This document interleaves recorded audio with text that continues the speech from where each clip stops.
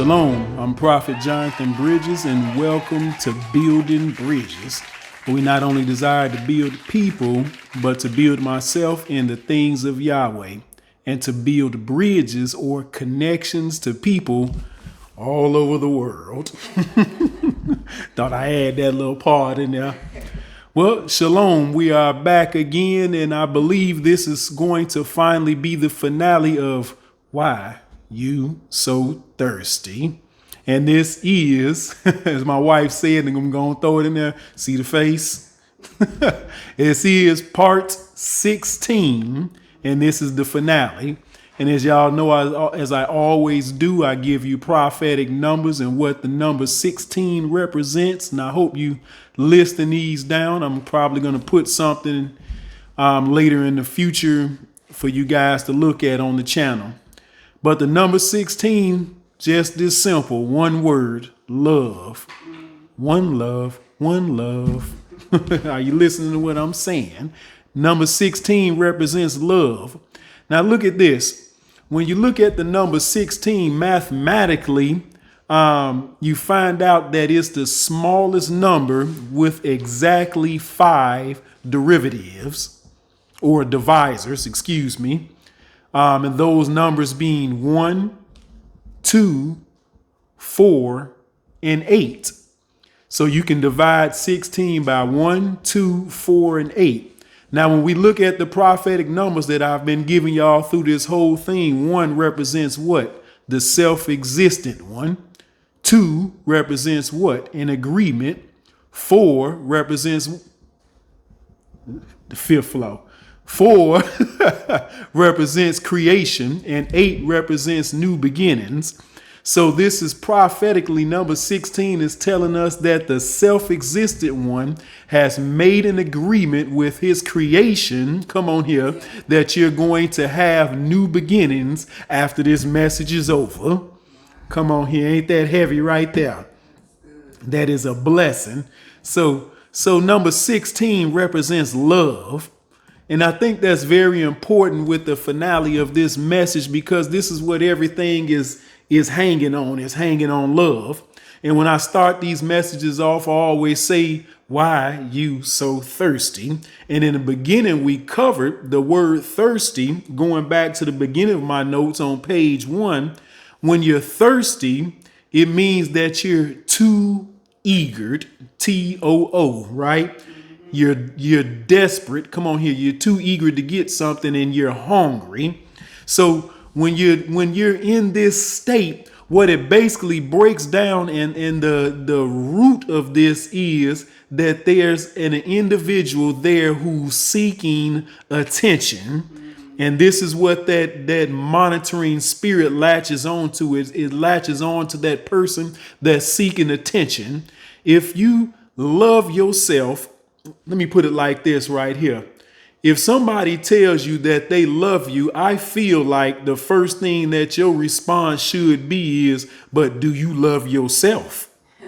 How can you love me if you don't love yourself?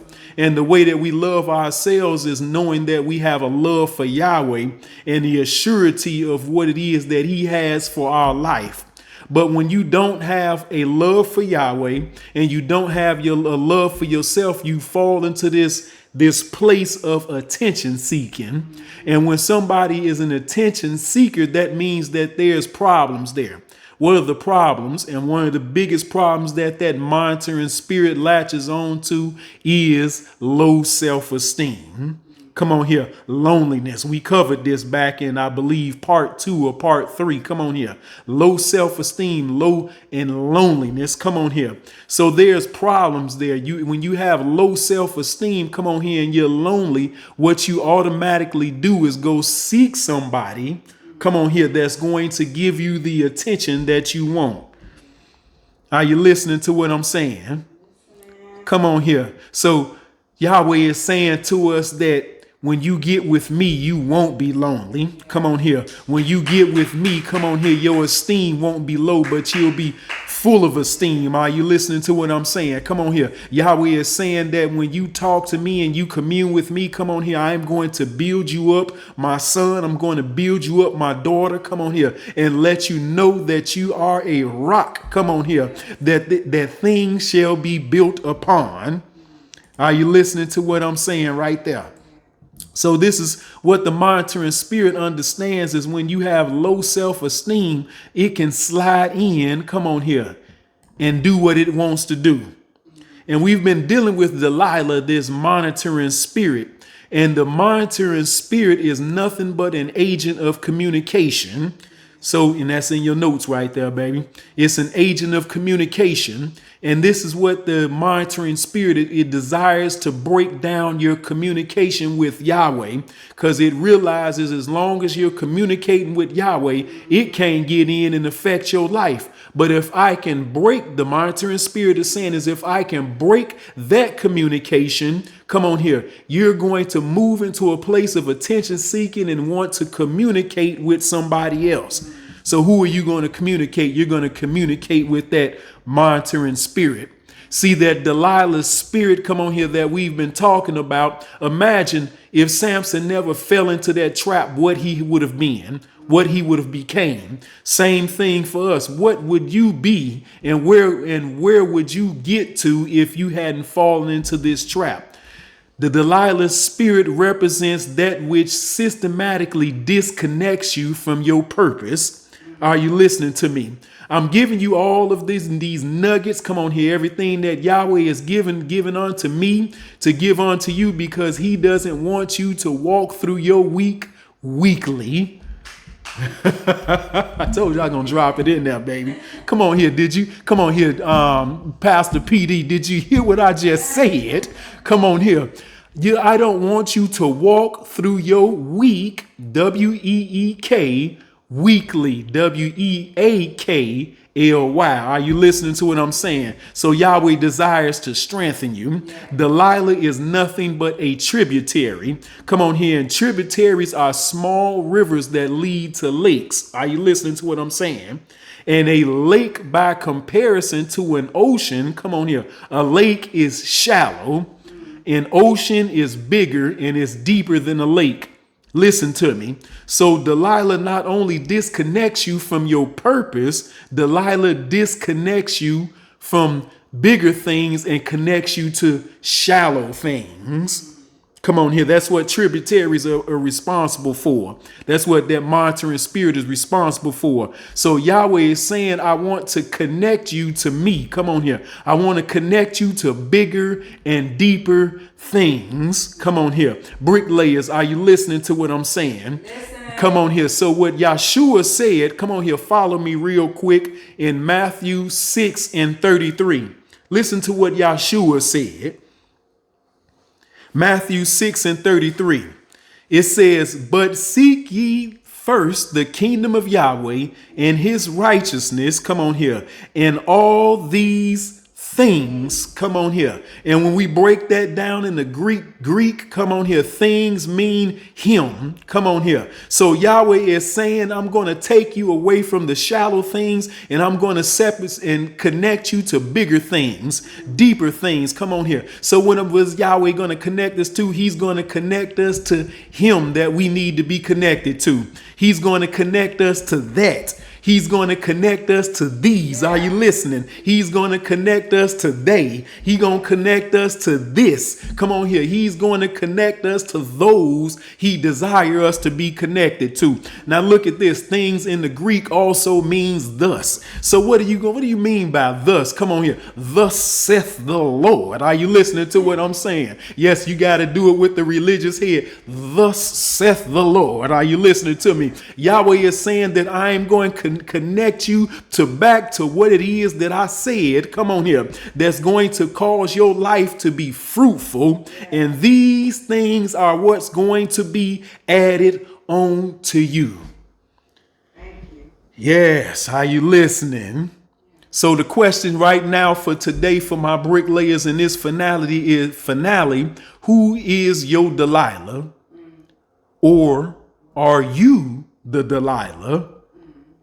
Follow me real quick. Let's go to Acts 16, chapter 16, verses 16 through 18.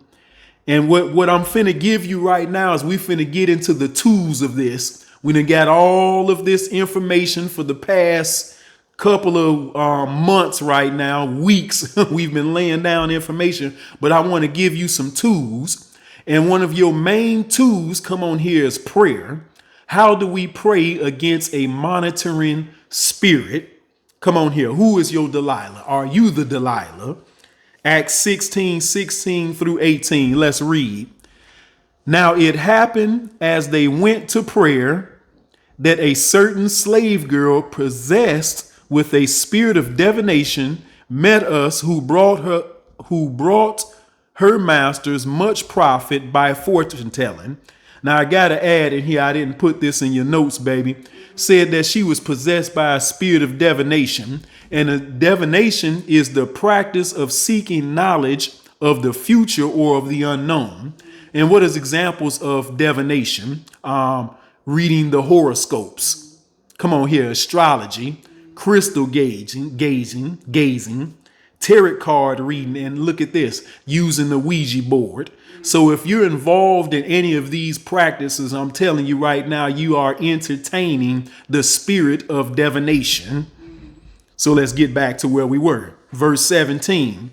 This girl followed Paul and us and cried out, saying, these men are the servants of the Most High Yahweh, who proclaim to us the way of salvation. And the reason she was doing this, because where they were, it was really not lawful for them to try to gain, come on here, people to the kingdom. This is what they were practicing in the Roman country at that time. 18. And this she did for many days. And here it is, the cliffhanger. But Paul, greatly annoyed. This means that he was aggravated. He was exacerbated. Come on here. Turned and said to, look at this, to the spirit. No, wait a minute. It says that he turned and said to the girl, right? No, it says that he turned and said to the spirit, I command you in the name of Yeshua HaMashiach to come out of her. Are you listening? And he came out that very hour. So this is the prayer that we need to pray. And this is a prayer that we don't have to pray out loud when we're dealing with the monitoring spirit. It can be in anybody. Come on here, a friend, a family member, a child. Come on here, a teacher. I don't care, your coworkers, your boss, whatever. You don't have to say this out loud, but what we have to understand is my wife always brings to my remembrance, this is not a war against flesh and blood, but against spiritual or against principalities. Are you listening to what I'm saying? So we have to turn and say to that spirit, come out. I command you in the name of Yeshua HaMashiach. I want everybody that's listening to me right now, that's under the sound of my voice, I want you to close your eyes for a prayer right now. This is a prayer that I want you to pray. And I had to write it down for myself. Almighty Yahweh, I come before you with the power and the authority that you have bestowed upon me. And I exercise that authority. And I oppose all monitoring spirits, familiar spirits, and I pray for total deliverance, freedom, and rest from the works of Satan on my life. Come on here. I hope that you felt something when you prayed that right there. Yahweh wants us to be free in this right here. Are you listening to what I'm saying? So this is what Paul did. He turned and he spoke to that spirit. We don't speak to the person. We speak to the spirit that's in them. Yes. Go with me real quick to James 4:7. So we talked about love. Come on here. We talked about, come on here, low self-esteem and thirstiness and all of these words that we spoke on. James 4:7 says to us, submit yourselves therefore to Yahweh, resist the devil, and he will flee. This is all we got to do, everybody. This is all we got to do, my bricklayers. Come on here. Submit yourself to Yahweh. Come on here. Submit yourself to Yahweh. When you submit yourself and connect yourself to Yahweh, all of yourself, there's nothing these demonic spirits can do with you.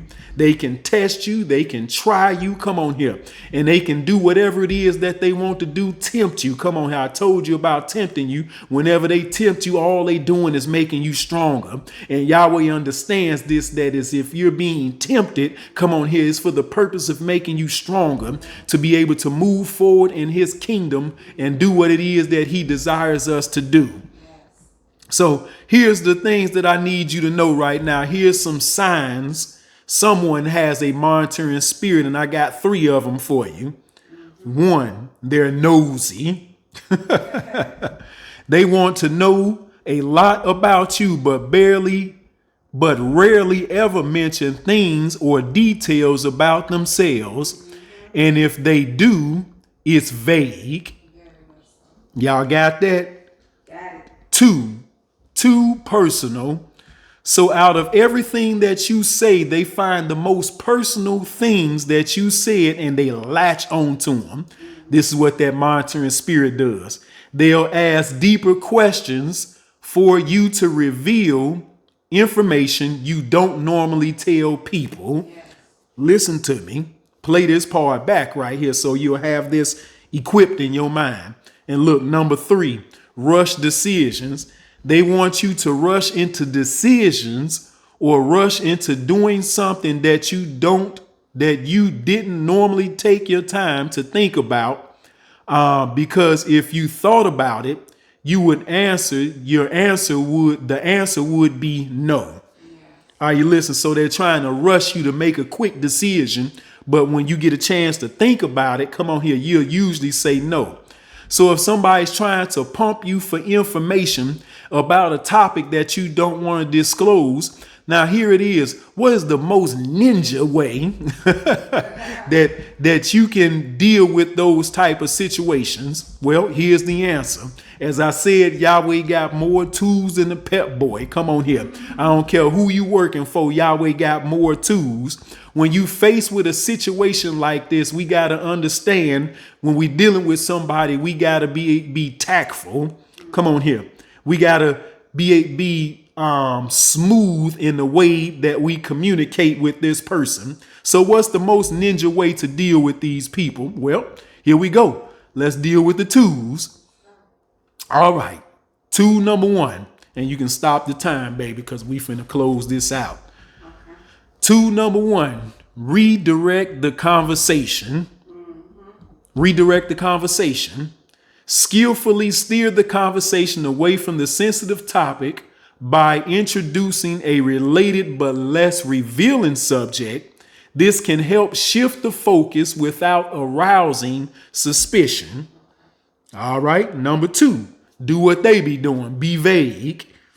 Provide general but ambiguous responses that don't divulge specific details. This can help maintain your privacy while still engaging in the conversation. So, you know, you got to be like Pinocchio was on Shrek when they was trying to find out where Shrek was. You remember that part, baby?